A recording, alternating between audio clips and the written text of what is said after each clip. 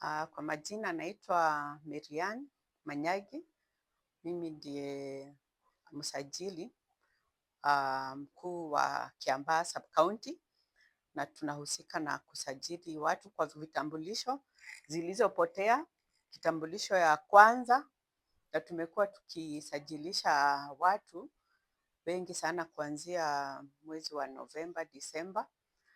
Tumesajilisha wale waliomaliza kidato cha 4 tukakamilisha vizuri, na pia tumekuwa tukisajilisha wale ambao walikuwa wamepoteza vitambulisho na wamekuwa wakikuwa na kizungumkuti ya kwamba hawangeweza kulipa ile malipo ilikuweko, lakini rais akaondoa hiyo malipo ya 1,000.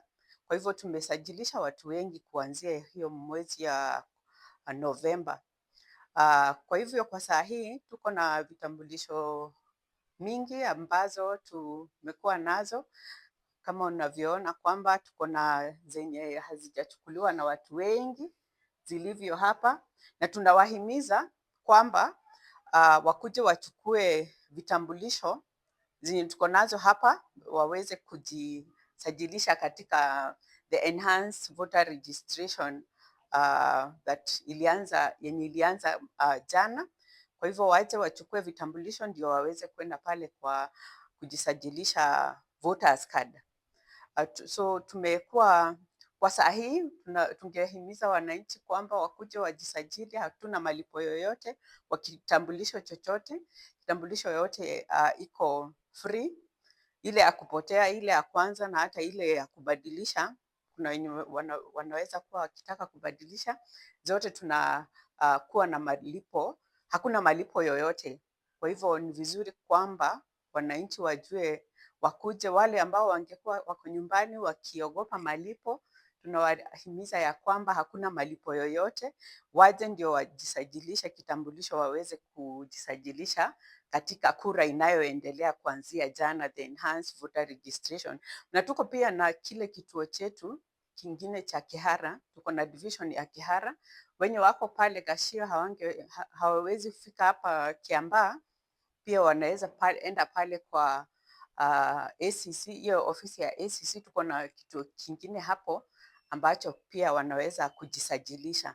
So tunahimiza wananchi waje wachukue. Wenye walishajisajilisha kitambulisho hawajachukua, ni vizuri sana kwamba waje wachukue, waende kujisajilisha kura. Asanteni sana.